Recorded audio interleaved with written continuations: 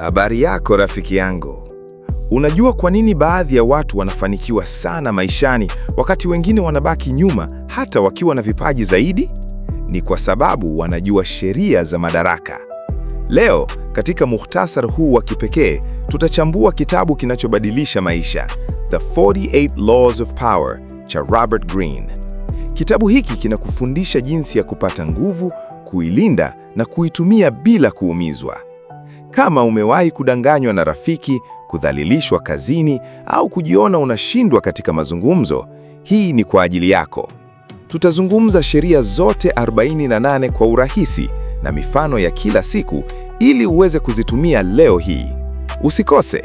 Kama utapenda, bonyeza like na subscribe ili tupate kuendelea na muhtasari bora zaidi. Twende! Rafiki, maisha ni kama mchezo wa nguvu. Watu wenye nguvu hawana huruma wakati mwingine, lakini ukijua sheria zao, utajilinda na hata wewe kufanikiwa pia. Robert Greene alisoma historia ya zaidi ya miaka 3,000 kutoka kwa wafalme, majenerali na wafanyabiashara na akatoa sheria hizi 48. Si kuhusu kuwa mbaya, bali kuhusu kuelewa ulimwengu halisi ili usije ukapoteza nafasi yako. Sheria ya kwanza, usimzidi bosi wako kamwe. Mara nyingi tunataka kuonyesha ustadi wetu ili tupewe sifa, lakini kama utamfanya kiongozi wako aonekane dhaifu, atakuona kama tishio. Mfano, mfanyakazi mmoja aliyepanga sherehe kubwa kuliko ya bosi wake, alifukuzwa. Mwachie bosi aonekane mkubwa na utapanda cheo kimya kimya. Hii inaumiza moyo, lakini inakufanya uende mbele. Sheria ya pili, usiamini marafiki kupita kiasi. Jifunze kutumia maadui. Marafiki wanaweza kukuhusudu na kukusaliti haraka. Adui aliyeshindana nawe wanaweza kuwa mwaminifu zaidi kwa sababu wanataka kuthibitisha. Greene anasema, tumia maadui wako kama kioo cha kuona mapungufu yako. Usiwaogopi, wanaweza kuwa washirika wakubwa. Sheria ya tatu, ficha nia zako. Usiweke kila mpango wako mezani. Kama watu wakijua unachotaka, watajiandaa kulinda. Tumia mazungumzo ya kawaida kuwapotosha, kisha ufanye kile unachotaka. Kama mvuvi anayevuta samaki bila kuwafanya waone ndono. Sheria ya 4, sema kidogo kuliko inavyohitajika. Maneno mengi yanakufanya uonekane wa kawaida na dhaifu. Sema kidogo, waache wengine wajaze pengo kwa mawazo yao. Watu wenye nguvu wanaonekana wenye siri na wenye hekima. Kimya ni nguvu kubwa. Sheria ya 5, linda heshima yako kwa maisha yako yote. Sifa yako ni silaha yako yenye nguvu zaidi. Inakufungua milango bila wewe kufanya kazi nyingi. Ikiharibika, utashambuliwa kila upande. Jenga sifa ya kuaminika na uitetee kila wakati. Sheria ya 6, vutia umakini kwako kwa gharama yoyote. Usijifiche katikati ya umati. Fanya jina lako liwe maarufu hata kwa mambo ya kushangaza kidogo. Watu wanavutiwa na yale yanayoonekana makubwa na ya kipekee. Sheria ya 7, wacha wengine wafanye kazi, wewe chukua sifa. Si kila kitu unahitaji kufanya wewe mwenyewe. Tumia wengine, kisha chukua wewe sifa zake. Hii inakufanya uonekane na uwe na nguvu zaidi.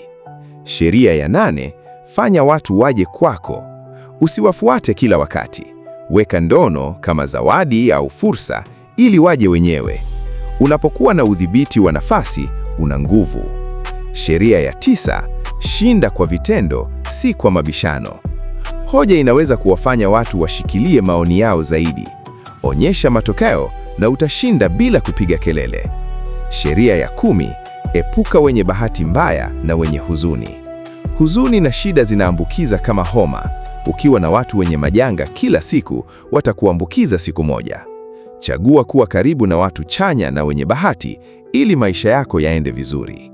Sheria ya 11, jifunze kuwategemeza watu kwako. Fanya wewe uwe muhimu sana kiasi cha kwamba hawawezi kukuacha. Kuwa na ujuzi au uhusiano ambao wengine hawawezi kuupata mahali pengine. Sheria ya 12, tumia uaminifu mmoja ili kuwapunguza ulinzi. Wape zawadi ndogo au uaminifu ili waamini, kisha uendelee na mpango wako. Sheria ya 13, omba msaada kwa kujali maslahi yao, si huruma. Watu hupenda kujisaidia wenyewe. Eleza jinsi itakavyowafaa wao, si jinsi itakavyokusaidia wewe. Sheria ya 14: jifanye kuwa rafiki, lakini fanya kazi kama jasusi. Pata habari kwa kuwa rafiki, lakini tumia kwa busara. Sheria ya 15: piga adui yako kabisa. Usimwache adui na nafasi ya kurudi kujipanga. Shinda kabisa ili siwe na tishio kamwe. Sheria ya 16: tumia kutokuwepo kwa kuongeza heshima. Usiweke kila mahali. Kutokuwepo wakati mwingine hufanya watu wakukose na kukuthamini zaidi. Sheria ya 17: weka wengine katika hofu ya kutotabirika. Kuwa na tabia isiyotabirika ili wengine wasiwe na uhakika na wasiweze kukupanga. Sheria ya 18: usijenge ngome ya kujilinda. Kujitenga inakufanya usijue kinachoendelea nje. Shiriki na ulimwengu kujua kinachoendelea. Sheria ya 19: jua unayeshughulika naye. Usimchukulie kila mtu sawa. Elewa tabia zao ili usimkosee mtu asiye sahihi. Sheria ya 20: usijihusishe na mtu kamwe. Kaa huru ili uweze kubadilisha upande kila wakati. Sheria ya 21: jifanye mjinga ili kumkamata mjinga. Wacha wengine wakudharau, kisha washinde kwa busara na hekima yako. Sheria ya 22: jifunze kujisalimisha ili kugeuza udhaifu kuwa nguvu. Wakati mwingine kujisalimisha kunakupa kujipanga upya na kushinda baadaye. Sheria ya 23: zingatia nguvu zako. Usijaribu kila kitu. Zingatia mahali unaweza kushinda kwa nguvu kubwa. Sheria ya 24: kuwa mtu wa msaada kwa akili. Jifunze kuwa na adabu, kujificha na kuwafurahisha wengine bila kuonekana unafanya hivyo. Sheria ya 25: unda upya nafsi yako. Usikubali maisha ya kukufanyie. Chagua hadithi yako mwenyewe na uishi kwayo.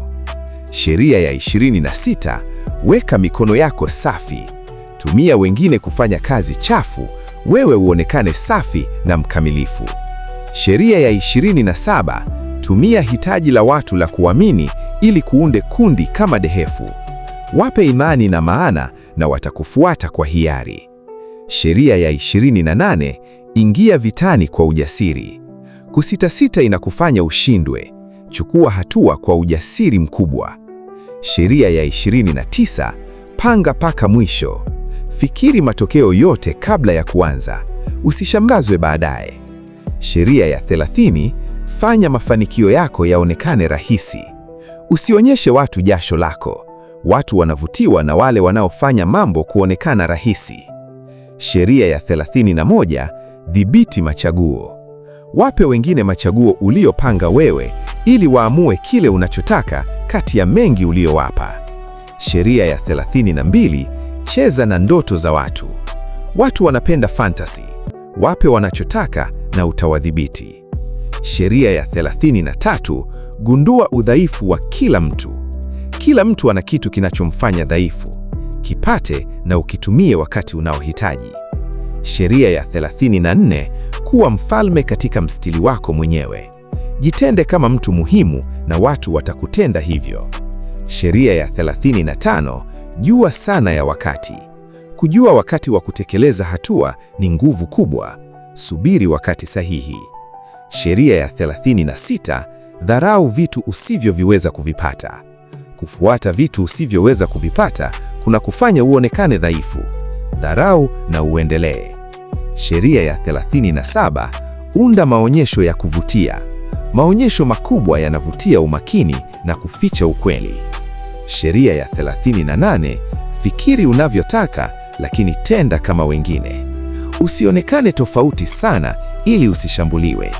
Ficha mawazo yako. Sheria ya 39: chochea maji ili ukamate samaki. Wakati mwingine unda machafu ili uone fursa na kuwachanganya maadui. Sheria ya 40: dharau chakula cha bure. Kitu cha bure mara nyingi nina gharama kubwa mbele. Lipa ili upate thamani halisi. Sheria ya 41: epuka kuingia kwenye viatu vya mtu mkubwa. Usijaribu kuiga mtu aliyefanikiwa sana, utalinganishwa naye na kushindwa. Sheria ya 42, piga mchungaji, kondoo watatawanyika. Shinda kiongozi na wafuasi wake wataporomoka.